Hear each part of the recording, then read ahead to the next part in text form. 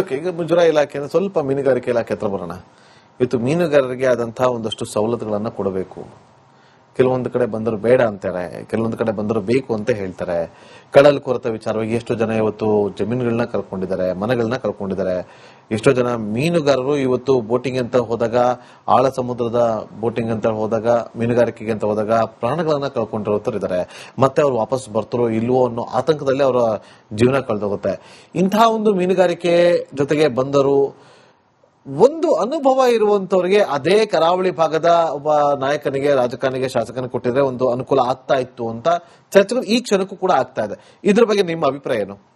ಅಲ್ಲ, ಅನುಭವನ ಯಾವಾಗ್ಲೂ ಯಾವುದೇ ವೃತ್ತಿಯಲ್ಲಿ ನಾವು ಅನುಭವ ಇಲ್ದಲೆ ಅನುಭವ ಬೇಕೇ ಬೇಕು ಕತೆ. ಅದು ಅನುಭವ ತಗೋಬೇಕಂದ್ರೆ ಈಗ ನಾವು ಎಕ್ಸ್ಪೀರಿಯನ್ಸ್ ಎಲ್ಲಿ ಕೇಳ್ತಾರೆ, ನಾವೇನಾದ್ರು ಸಾಧನೆ ಮಾಡಿ ಕೇಳಿದೆ ಅಂತಾರೆ. ದಾವಣಗೆರೆ ಮಾಯ್ಕೊಂಡದವರು ಅಂದ್ರೆ ದಾವಣಗೆರೆ ಬೆಣ್ಣೆ ದೋಸೆ ಅಂತಾರೆ. ಆದ್ರೂ ಮಾಹಿತಿಯನ್ನ ಗ್ರಹಿಸಿ ದಾವಣಗೆರೆ ಬೆಣ್ಣೆ ದೋಸೆ ಬಗ್ಗೆ ಕೇಳಿದ್ರೆ ಟಕ ಟಕ ಟಕ ಅಂತ ಉತ್ತರ ಕೊಟ್ಬಿಡ್ತೀರಿ. ಬೆಣ್ಣೆ ದೋಸೆಗೆ ಅದನ್ನ ಹಾಕಿ ಇದನ್ನ ಹಾಕಿ ಮಾಡ್ಬೋದು ಅಂತ ಹೇಳ್ತೀರಿ.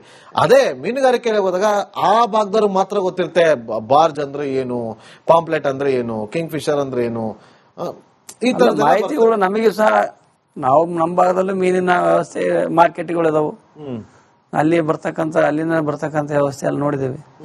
ಎಲ್ಲವನ್ನು ಗ್ರಹಿಸ್ಕೊಂತ ಒಂದ್ ಸ್ವಲ್ಪ ಸಮಯ ಒಂದು ಟೈಮಲ್ಲಿ ಸ್ವಲ್ಪ ಒಂದು 10 ತಿಂಗಳಲ್ಲಿ ನಾವು ಅದನ್ನ ಗ್ರಹಿಸ್ಕೊಳ್ಬೇಕು. ನಾವು ಆ ಜಾಗಕ್ಕೆ ಹೋಗಿ ಬಂದ್ಬಿಟ್ರೆ ಒಂದು ಸಲ ಹೋಗಿ ಬಂದ್ರೆ ಅನುಭವ, ಒಂದ್ಸರಿ ಬಂತಂದ್ರೆ ಅಲ್ಲೇ ನಮ್ಗೆ ಎಷ್ಟೋ ಗ್ರಹಿಸ್ಕೋಬಹುದು. ಆಮೇಲೆ ಪದೇ ಪದೇ ನಾವು ಅಲ್ಲಿ ಟೂರ್ ಹಾಕ್ಯಂದು ಅಲ್ಲಿ ನಮ್ಮ ಜನರ ಸಮಸ್ಯೆಗಳು ನಾವು ಕೇಳ್ಬಿಟ್ರೆ ಆಟೋಮೆಟಿಕ್ ಆಗಿ ನಮಗೆ ಬಂದ್ಬಿಡ್ತೈತಿ. ಈಗೆಲ್ಲ ಕೇಳ್ತೀರಿ, ಜನರ ಸಮಸ್ಯೆ ಕೇಳ್ಕೊಂಡ್ ಬರ್ತೀರಿ, ದೇವಸ್ಥಾನ ಹೋಗ್ತೀರಿ, ಸಮಸ್ಯೆ ಕೇಳ್ಕೊಂಡ್ ಬರ್ತೀರಿ. ಬಟ್ ಆ ಸಮಸ್ಯೆನ ಬಗೆಹರಿಸುವಂತ ಕೆಲಸ ಯಾವಾಗ ಆಗುತ್ತೆ?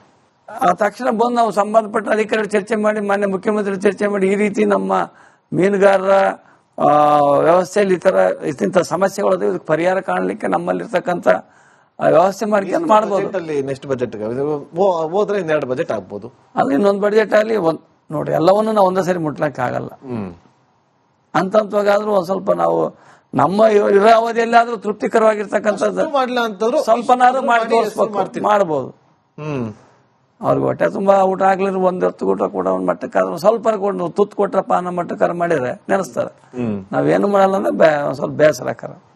ಕರಾವಳಿ ಭಾಗದ ಜನರಿಗೆ ಏನು ನೀವು ಆಶ್ವಾಸನೆ ಕೊಡೋದಕ್ಕೆ ಬಯಸ್ತೀರಿ ರಿಪಬ್ಲಿಕ್ ಕನ್ನಡದ ಮೂಲಕ? ನಾನು ಕರಾವಳಿ ಭಾಗದ ನಮ್ಮ ಸರ್ಕಾರ, ಕಾಂಗ್ರೆಸ್ ಸರ್ಕಾರ ಹಿಂದಿನಿಂದನೂ ಸಹ ಆ ಭಾಗದ ಕಾರ್ಮಿಕರ ಬಗ್ಗೆ, ಆ ಭಾಗದ ಏನು ಜನಸಾಮಾನ್ಯರ ಏನು ಹೃದಯದಲ್ಲಿರ್ತಕ್ಕಂಥ ಸಮಸ್ಯೆಗಳ ಬಗ್ಗೆ ನಾವು ಮೊದಲಿಂದನೂ ಸಹ ನೋಡ್ಕೊಂಡ್ ಬಂದಿರತಕ್ಕಂಥ ಪಕ್ಷ.